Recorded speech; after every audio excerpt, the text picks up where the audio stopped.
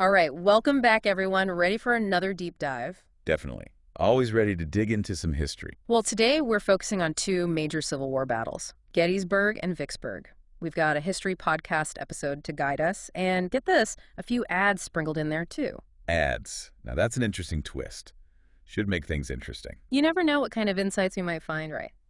But the main goal here is to really grasp the significance of these battles, how they impacted the war, and, uncover those amazing human stories that are often hidden within these big historical events. It's those personal stories that really bring history to life for me. Totally agree.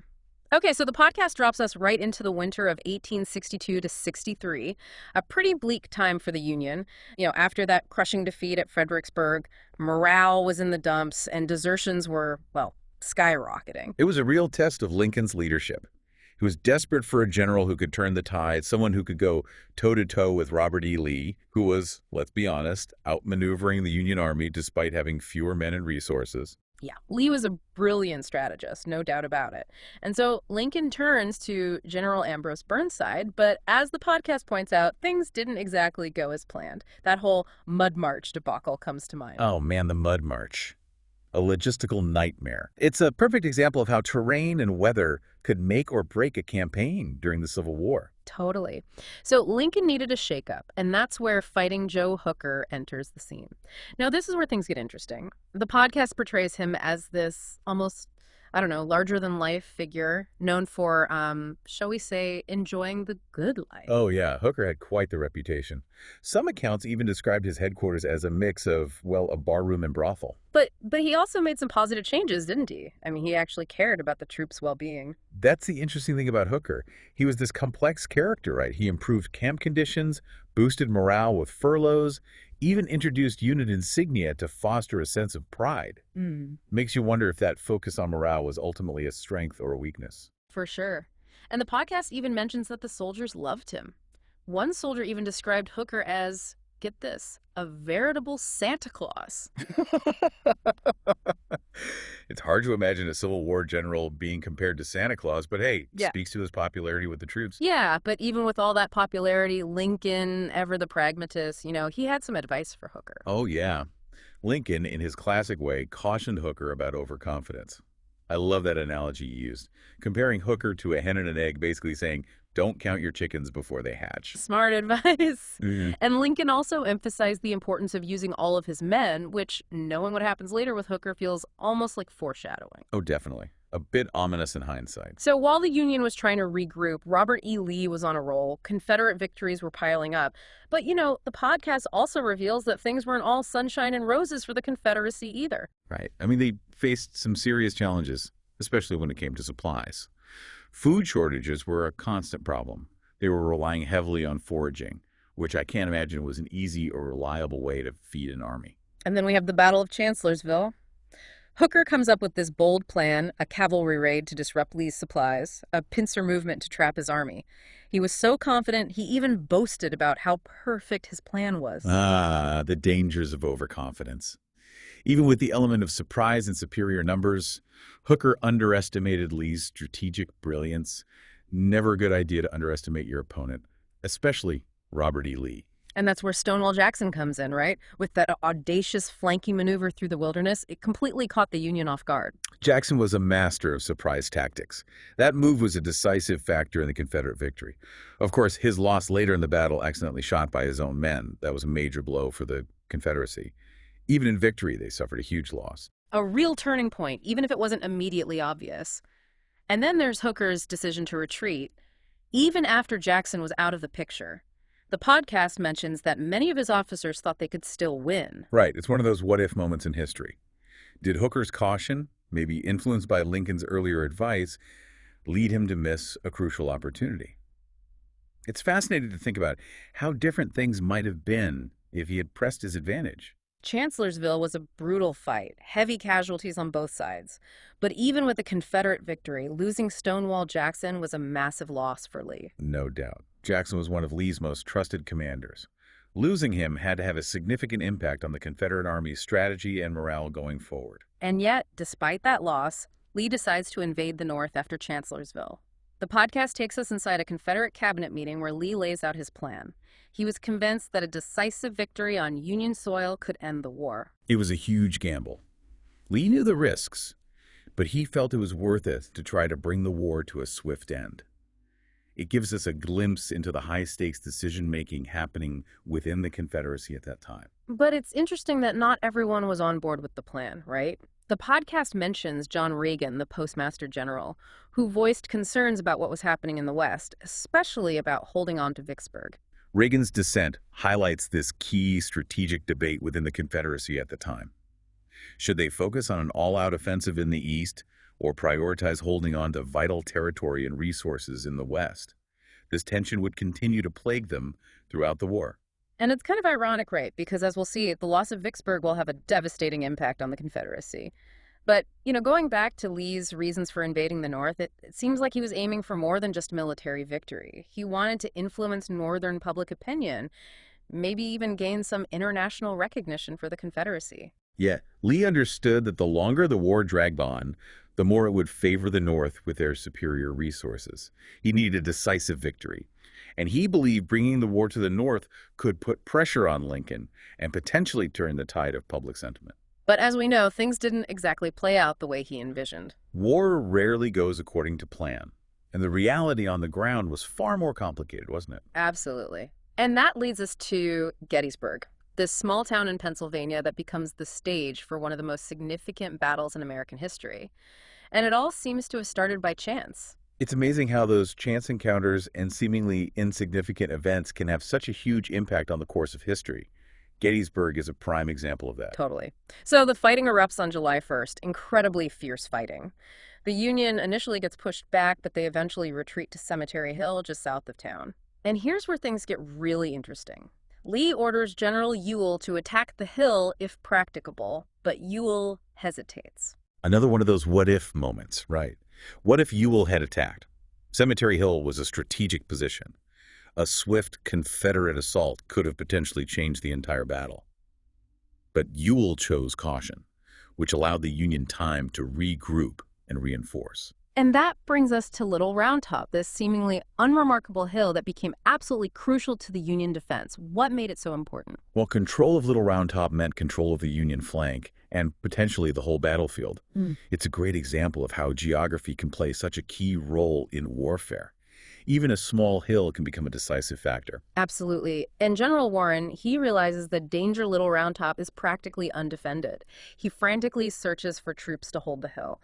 And that's where we get one of the most incredible stories of the battle, Colonel Patrick O'Rourke and the 140th New York.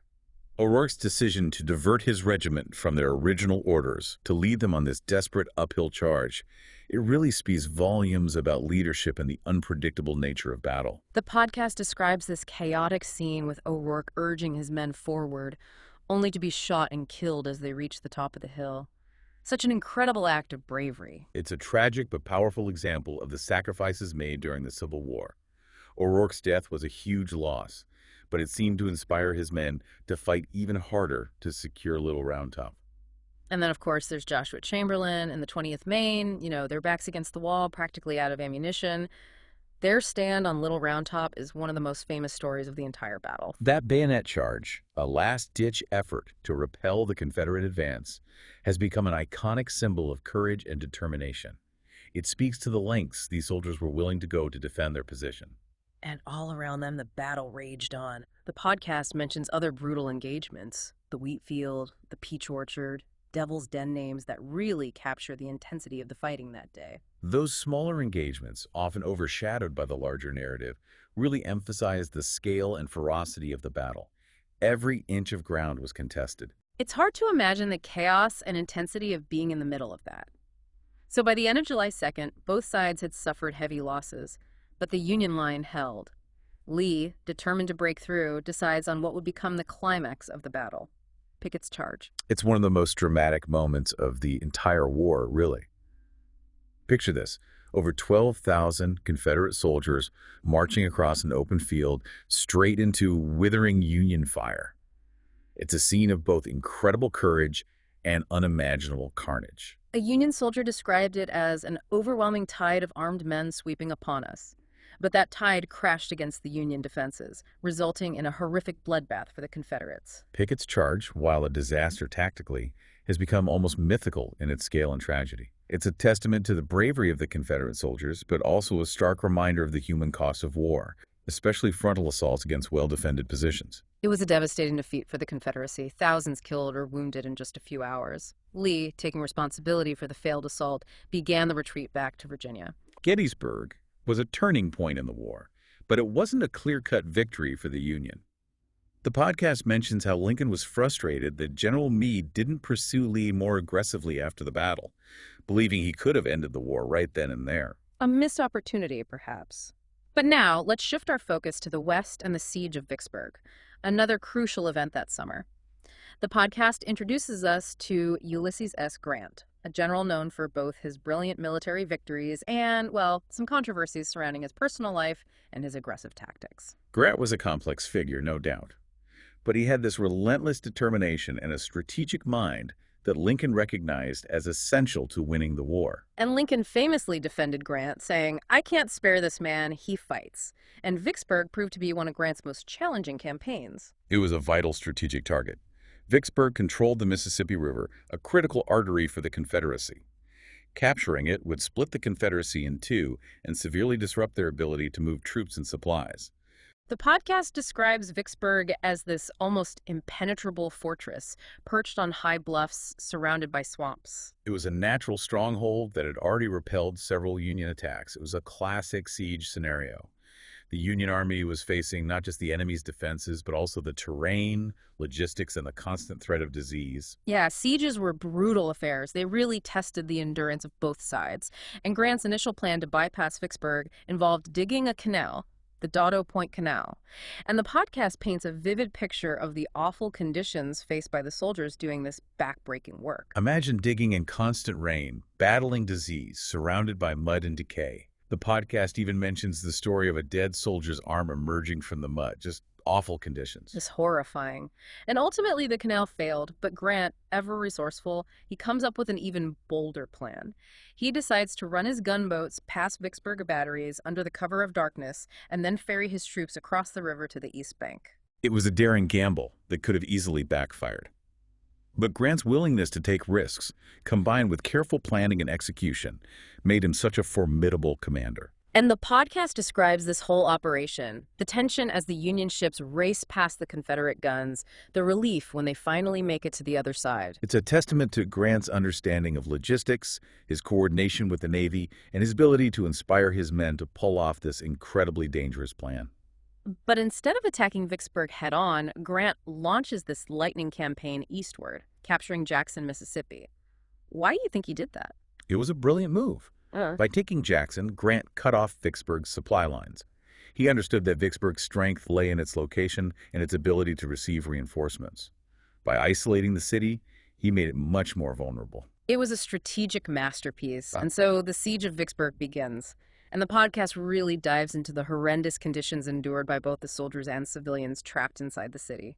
Starvation, constant bombardment, just a desperate struggle to survive. Sieges were a war of attrition. The goal was to break the enemy's will to resist, and Vicksburg is a prime example of that. Both sides were pushed to their absolute limits. The podcast mentions people eating rats and mules just to survive. Just unimaginable. It's hard to fathom that level of desperation.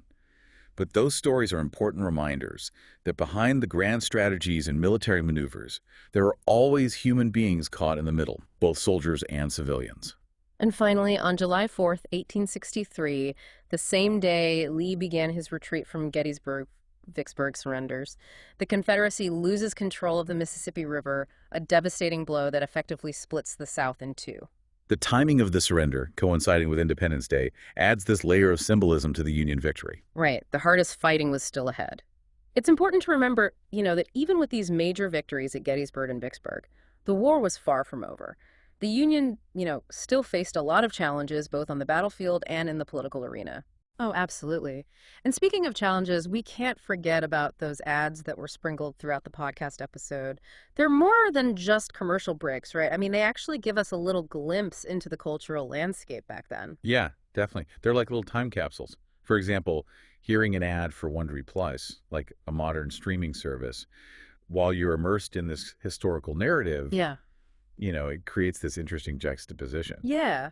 Like it reminds us that we're looking at history through a modern lens, even though we're trying to step back in time. Exactly. And then there's that ad for Hollywood and crime, which focuses on like the dark side of fame and fortune. It's kind of fascinating, because it shows that even in the midst of the Civil War, people were still captivated by stories of scandal and intrigue. It's like human nature.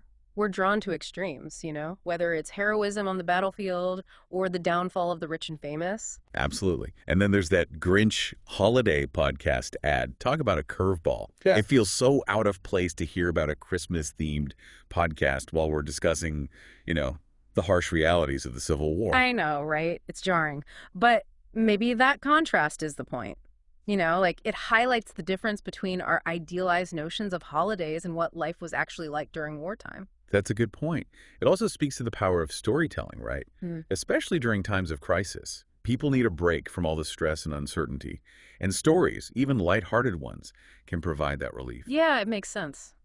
Okay, so back to the war. Gettysburg and Vicksburg had definitely shifted the momentum, but the fighting continued.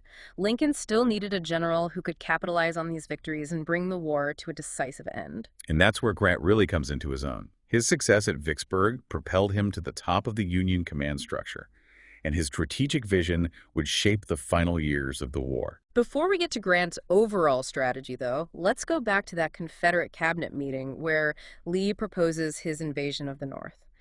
It seems like there was more going on in that meeting than just a simple disagreement about strategy, wouldn't you say? Oh, yeah. That meeting really gives us a window into the strategic debates that were happening within the Confederacy at that time. You have Lee, who's confident after Chancellorsville, believing that a bold offensive can win the war.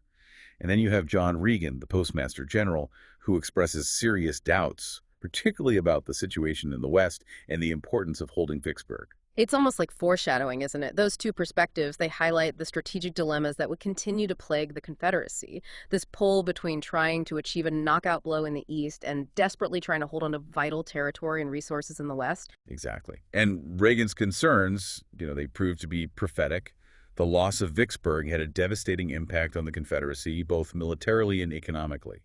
It really shows how different perspectives on strategy can have a huge impact on the outcome of a war. And I think it's also crucial to consider the broader context of Lee's decision to invade the North. Like, he wasn't just aiming for a military victory, right? He was also hoping to influence Northern public opinion, maybe even gain some international recognition for the Confederacy. Right. He knew that a long war would favor the North with their greater resources and manpower. He needed a decisive victory, and he thought he could achieve it by bringing the war to the North, putting pressure on Lincoln's administration, and potentially turning the tide of public sentiment. But as we've discussed, the reality on the ground was far more complex. We've heard those accounts of Lee's army stripping farms for supplies, terrorizing free black citizens, even forcing some into slavery. It's a reminder that war has these ripple effects that extend far beyond the battlefield. Absolutely. Those accounts, they really bring home the brutal realities of war, how it impacts civilians.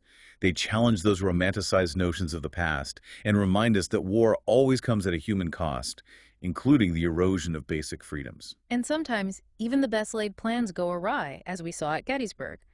That chance encounter between Confederate and Union troops, the escalation of fighting, those missed opportunities, it all shows just how unpredictable war can be. It reminds us that history isn't this neat and tidy narrative. It's messy, it's unpredictable. It's shaped by individual decisions, chance encounters, personalities, events. Even those pivotal battles, like Gettysburg, they're ultimately the result of this complex interplay of forces. And speaking of unpredictable, what about those ads for modern podcasts and streaming services that kept popping up? They add this whole other layer to our understanding of, of this whole deep dive, right? Yeah, I think they're more than just interruptions. They're these reminders that we're experiencing history through a modern lens. They make us think about how our own time, our own perspectives shape the way we understand the past. It's like this conversation between the past and present, with those ads acting as these little bridges across time. I like that. Bridges across time. It's a great way to think about it. It reminds us that history isn't this static thing, it's an ongoing conversation. Uh-huh. And it evolves as we continue to engage with it. Exactly. And our understanding of the past is constantly being shaped by new discoveries, new ways of looking at things. So we've explored Gettysburg, this pivotal battle in the East, and Vicksburg, a strategic victory in the West, both turning points in the war, but achieved through very different leadership styles and strategies. What do you think is the most significant takeaway from these events? What stands out to you? You know what I find most fascinating is the interplay between grand strategy and individual actions. You have these sweeping campaigns, logistical challenges, political pressures, but then you also have these seemingly minor decisions, chance encounters, acts of courage or hesitation that can have this ripple effect, changing the course of battles and ultimately the course of history. It's like chaos theory, but applied to history. A butterfly flaps its wings in one place, and a battle is won or lost thousands of miles away. Exactly. And that's what makes history so compelling, right? It's not just about dates and names. It's about understanding that complex web of factors that shape these events, both large and small. And it makes you think about all those what ifs in history. What if Hooker had been more decisive at Chancellorsville? What if Ewell had attacked Cemetery Hill on that first day at Gettysburg? What if Grant had been more cautious at Vicksburg? It's like history is full of these sliding doors moments. Those what ifs, they highlight how contingent history really is, that even seemingly small choices can have massive consequences down the line. Right. And amidst those grand strategies, the big narratives, it's often the human stories that have the biggest impact. The bravery of soldiers like Chamberlain and O'Rourke, the desperation of those people trapped inside Vicksburg, those agonizing decisions made by generals, all under immense pressure. It's those personal stories that really bring history to life. They remind us that these events, these battles, they weren't just dots on a map. They were real experiences that shaped the lives of so many people. And by understanding those individual stories, I think we gain a much deeper appreciation for the complexity of the past and a more nuanced understanding of the Civil War's legacy. I completely agree. It's really incredible when you think about it. Two battles, Gettysburg and Vicksburg, hundreds of miles apart, and yet both had this monumental impact on how the Civil War played out. It shows how everything was connected. Like a victory in the West could give a boost to morale in the East. These weren't just isolated events. They were all pieces of this massive struggle to decide the fate of the nation. And it wasn't just about the grand strategies and troop movements either. Those little decisions, those moments of bravery or even hesitation, they all added up. Makes you wonder, what if even one small detail had gone differently? It's fun to think about those what ifs. Like what if Hooker had been more aggressive at Chancellorsville? Or if Ewell had actually followed Lee's orders and attacked Cemetery Hill right away at Gettysburg? Or what if Grant had been more cautious at Vicksburg? History could have unfolded so differently. Exactly. So many turning points. But as we've been saying, it's not just about military tactics. It's the human stories that really stick with you. The bravery of those soldiers, the civilians trapped in those desperate sieges, the tough calls made by those generals. For sure. I mean, hearing about people like Chamberlain and O'Rourke and those harrowing accounts of life inside Vicksburg, it gives you a much deeper understanding of what people went through, the human cost of war. It reminds us that these battles weren't just some abstract events. They were real-life experiences that changed countless lives. And by diving into those individual stories, you get a better appreciation for how complicated the past really is. And it helps us understand the legacy of the Civil War, how it still shapes us today.